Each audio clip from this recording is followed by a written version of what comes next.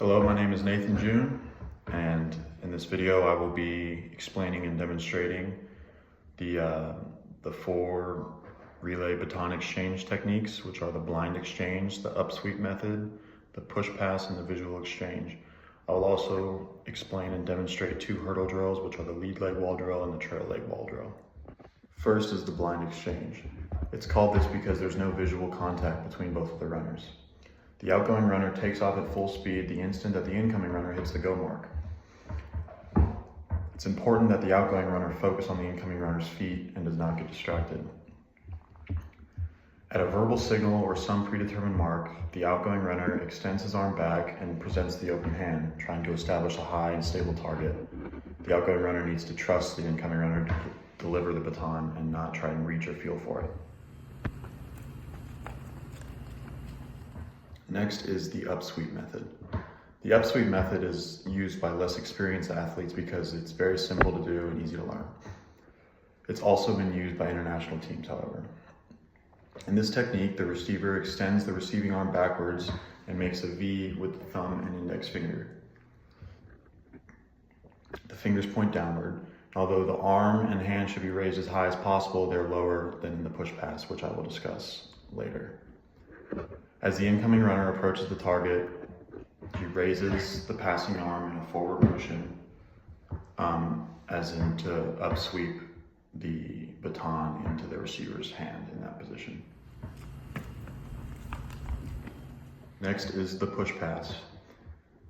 The receiving runner extends his fingers and his hand in a similar way to the upsweep. But the wrist is flexed so that the passer can see the flat palm of the receiver's hand back. And rather than lifting the baton, he pushes it straight into the receiver's hand.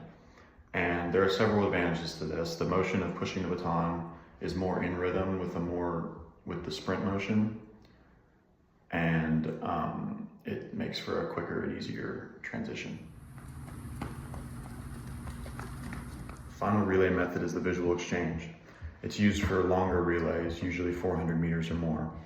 And this places the responsibility on the outgoing runner because the incoming runner is fatigued and they may decelerate. And it's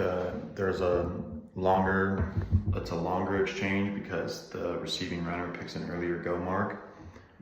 And as they run, they look and they follow the feet of the incoming runner so that they are in rhythm and can make a smooth transition. Go.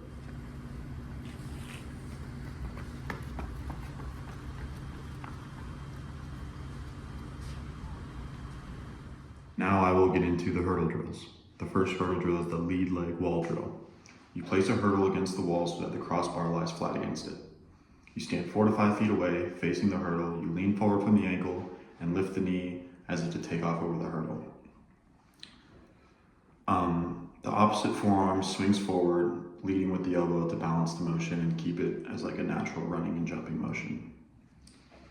Then you step back and you repeat this motion to improve flexibility and mobility, and you should be able to find a good rhythm with both legs.